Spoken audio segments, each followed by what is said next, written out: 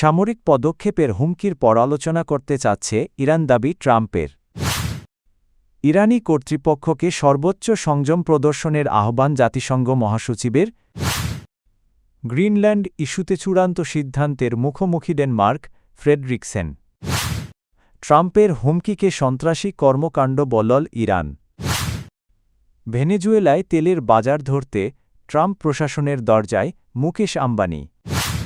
মার্কিন president Donald Trump দাবি করেছেন, চলমান সরকারবিরোধী বিক্ষোভের মধ্যে ইরানের নেতৃত্ব আলোচনায় বসতে আগ্রহ প্রকাশ করেছে।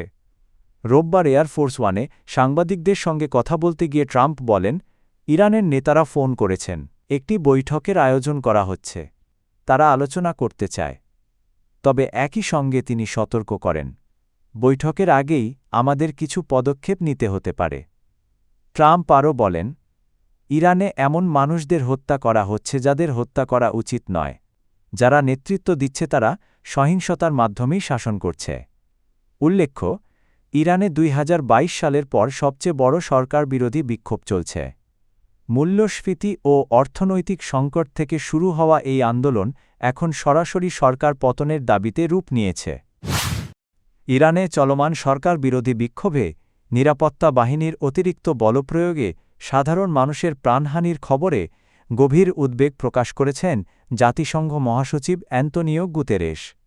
রোববার এক বিবৃতিতে তিনি ইরানি কর্তৃপক্ষকে সর্বোচ্চ সংযম প্রদর্শনের আহ্বান জানান এবং বিক্ষোভকারীদের বিরুদ্ধে অপ্রয়োজনীয় বা অসামঞ্জস্যপূর্ণ শক্তি ব্যবহার এড়িয়ে চলার অনুরোধ করেন।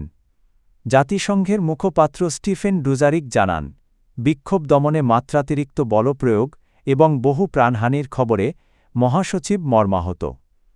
গুতেরেস বলেন, মতপ্রকাশের স্বাধীনতা, শান্তিপূর্ণ সমাবেশ এবং সংগঠনের অধিকার আন্তর্জাতিক আইন অনুযায়ী অবশ্যই রক্ষা করতে হবে। ইরানি নাগরিকরা যেন ভয়ভীতি ছাড়া শান্তিপূর্ণভাবে তাদের দাবি তুলে ধরতে পারেন, সরকারকে সেই পরিবেশ নিশ্চিত করতে হবে। ডেনমার্কের প্রধানমন্ত্রী মেটে ফ্রেডরিকসেন বলেছেন, গ্রিনল্যান্ডের ভবিষ্যৎ নিয়ে ডেনমার্ক এখন চূড়ান্ত সিদ্ধান্তের পর্যায়ে পৌঁছেছে। মার্কিন প্রেসিডেন্ট ডোনাল্ড ট্রাম্প আর্কটিক অঞ্চলের স্বায়ত্তশাসিত ভূখণ্ড গ্রিনল্যান্ড দখলের বিষয়ে আবারও শক্তি প্রয়োগের হুমকি দেওয়ার পর এই মন্তব্য করেন ডেনিশ প্রধানমন্ত্রী। ওয়াশিংটনে এক বৈঠকের আগে ফ্রেডরিকসেন বলেন, গ্রিনল্যান্ডকে ঘিরে এখন একটি সংঘাতের পরিস্থিতি তৈরি হয়েছে, যার প্রভাব শুধু গ্রিনল্যান্ড নয়, পুরো অঞ্চলের জন্য গুরুত্বপূর্ণ। এদিকে সুইডেনের প্রধানমন্ত্রী উলফ ক্রিস্টারসেন যুক্তরাষ্ট্রের হুমকিমূলক ভাষার তীব্র নিন্দা জানিয়েছেন। তিনি বলেন, ট্রাম্পের এই ধরনের মন্তব্য অগ্রহণযোগ্য। সুইডেন নর্ডিক ও বল্টিক দেশগুলো ডেনমার্কের পাশে রয়েছে বলেও জানান তিনি। ইরানের চলমান সরকারবিরোধী বিক্ষোভ ঘিরে মার্কিন প্রেসিডেন্ট ডোনাল্ড ট্রাম্পের সামরিক হুমকিকে সন্ত্রাসী কর্মকাণ্ডে উস্কানি বলে আখ্যা দিয়েছে তেহরান। ইরানের পররাষ্ট্রমন্ত্রী আব্বাস আরাগচি বলেন, ট্রাম্পের বক্তব্য সন্ত্রাসীদের উৎসাহ দিচ্ছে, যাতে তারা রক্তপাত ঘটিয়ে বিদেশি হস্তক্ষেপ ডেকে আনে। তিনি বলেন, আমরা যুদ্ধের জন্য প্রস্তুত, তবে সংলাপের পথও খোলা রয়েছে। এদিকে বিক্ষোভের কারণে ইরানে গত বৃহস্পতিবার থেকে দেশজুড়ে ইন্টারনেট বন্ধ রাখা হয়েছে। আরাগচি জানিয়েছেন, শিগগিরই সাধারণ জনগণ, দূতাবাস এবং সরকারি দপ্তরগুলোতে ইন্টারনেট সংযোগ পুনরায় চালু করা হবে।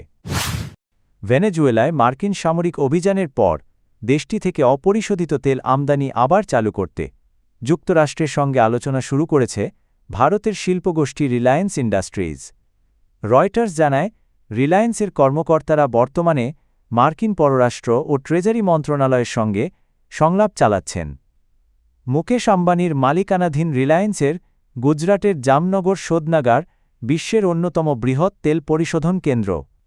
প্রতিদিন প্রায় ১৪ লাখ ব্যারেল তেল পরিশোধনের সক্ষমতা রয়েছে তাদের।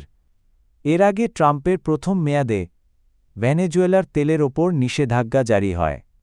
পরবর্তীতে বাইডেন প্রশাসনের সময় বিশেষ লাইসেন্স নিয়ে রিলায়েন্স তেল আমদানি শুরু করে।